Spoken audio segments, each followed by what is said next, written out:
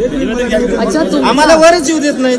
माझा भाषण नाही. आदरणीय ताईंना सकल मराठा समाज अहमदपूर तर्फे आमची विनंती आहे आणि निवेदन जे आम्ही देतोय की लोकसभेमध्ये मराठा समाजाने आपल्याला मदत केली ताई, आणि आमची अशी भूमिका आहे की जरांगे पाटलांनी जे आंदोलन छेडलंय या आंदोलनाबद्दल आणि ओबीसी मधून मराठा समाजाला 50% आतलं आरक्षण कसं मिळेल आणि तुमची भूमिका काय असेल. कारण विरोधी पक्ष जे सत्ताधारी आहेत ते तुमच्याकडे वोट करतायत ताई. जी बैठक बोलवली होती त्या बैठकीला आपण गेलेलो नाहीत, ते तुमच्याकडे वोट करतायत. आपली भूमिका सांगा. आजही आम्ही सोबत आहोत, उद्या सुद्धा तुमच्या सोबत राहू. जर मराठा समाजाच्या ओबीसी करण्याला आपला पाठिंबा असेल तर, अन्यथा आम्हाला वेगळा विचार करावा लागेल. त्यामुळं आमची हात जोडून विनंती आहे, विरोधी पक्ष म्हणून आपली भूमिका काय आहे ओबीसी करण्याबद्दल आणि स्पष्ट सांगा. आमचा पाठिंबा आहे किंवा आम्ही आरक्षण मिळवून द्यायला तुमच्या सोबत आहोत अशी भूमिका नको येत आहे. कारण मागच्या 50 वर्षापासून प्रत्येक जणांनी पाठिंबा दिला, परंतु आम्हाला आरक्षण मिळालं नाही. जी व्यवस्थित भूमिका आहे ती तुम्ही भूमिका मांडा. मराठा समाजाच्या ओबीसी करण्याबद्दल आपल्याला नेमकं काय म्हणणं आहे आपल्या पक्षाचं, फक्त एवढं आम्हाला ऐकायचं. बाकी म्हणणं नाही ऐकायचं. तुम्ही तुमची भूमिका स्पष्ट करा आज अहमदपूर मधून की आमची ही भूमिका आहे. कारण पूर्ण देश तुमच्या पक्षश्रेष्ठीकडे बघतोय. देशात अडचण आली तर तुमच्या पिताश्रीकडे पूर्ण देश या अडचणीतून संकटातून सोडवणारा एकच व्यक्ती आहे असं बघतोय.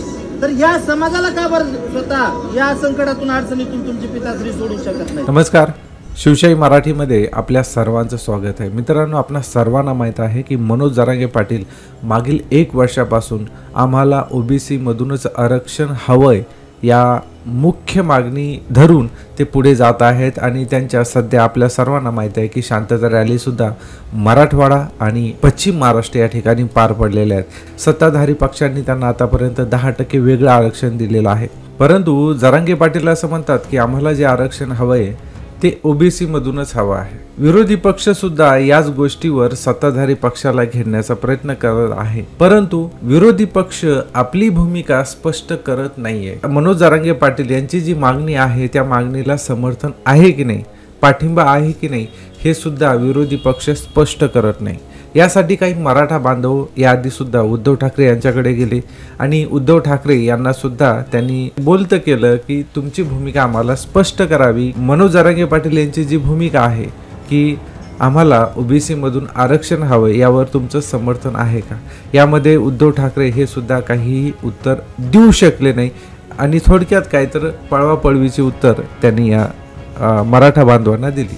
काल सुप्रिया सुळे यांची एक सभा होती आणि या सभेमध्ये काही मराठा बांधव पोहोचले आणि त्यांनी सुद्धा सुप्रिया सुळेला हाच प्रश्न विचारला की तुमची मराठा आरक्षणाविषयी भूमिका स्पष्ट करावी. सुप्रिया सुळे यांनी सुद्धा पळवापळवीची उत्तरे दिली. म्हणजे थोडक्यात काय तर विरोधी पक्ष सुद्धा मराठा समाजाला ओबीसी मधूनच आरक्षण द्यावे याविषयी स्पष्ट बोलताना दिसत नाही आहे.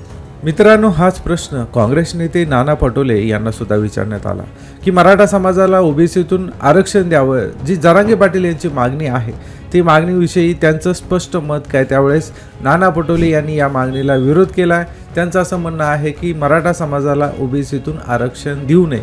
थोडक्यात काय तर जरांगे पाटील यांच्या मागणीला नाना पटोले यांनी विरोध केला आहे. आमचं सरकार आल्यावर आरक्षण देऊ असं एकीकडे विरोधक म्हणतात, मात्र दुसरीकडे कुणबी प्रमाणपत्र द्यायला विरोध देखील करतात. मराठा समाजाला ओबीसी मधूनच आरक्षण हवे की नको हे महाविकास आघाडीच्या नेत्यांनी एकदा जाहीर करावेच. नाना पटोले म्हणतात कुणबी प्रमाणपत्र मराठा समाजाला देऊ नका. मग यांनी ही भूमिका लोकसभा निवडणुकीत का घेतली नाही? मराठा समाजाचे मतदान लोकसभेत घेतले आणि आता त्यांची दिशाभूल का करतायत? विजय वडेट्टीवार ओबीसी मंत्री असताना महाराष्ट्रात स्थानिक स्वराज्य संस्थेतील ओबीसी समाजाचे आरक्षण गेले हीच यांची नियत आहे का?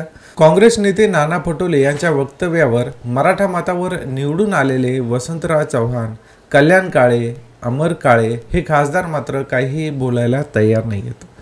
बंटी पाटील, विश्वजित कदम, तुम्ही स्वतःला मराठा नेते म्हणताना इतर सगळ्या प्रश्नावर तुम्हाला बोलायला जमतं.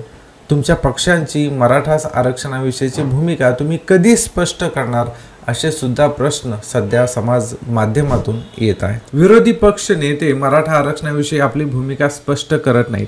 जे काही नेते जसे की नाना पटोले असतील त्यांनी आपली भूमिका स्पष्ट केली आहे आणि त्यांनी मराठा आरक्षणाला ओबीसी मधून आरक्षण देण्यास नकार दिलेला आहे. काय आपल्या भावना आहेत त्या मला कमेंट बॉक्समध्ये कमेंट करून नक्की कळवा की विरोधी पक्षांचा मराठा आरक्षणाला विरोध आहे की फक्त त्यांना मराठा आरक्षणाच्या आतून आपली पोळी भाजून घ्यायची आहे, राजकीय पोळी भाजून घ्यायची आहे. आपल्या ज्या काही प्रतिक्रिया असतील त्या मला कमेंट बॉक्समध्ये कमेंट करून नक्की सांगा. धन्यवाद.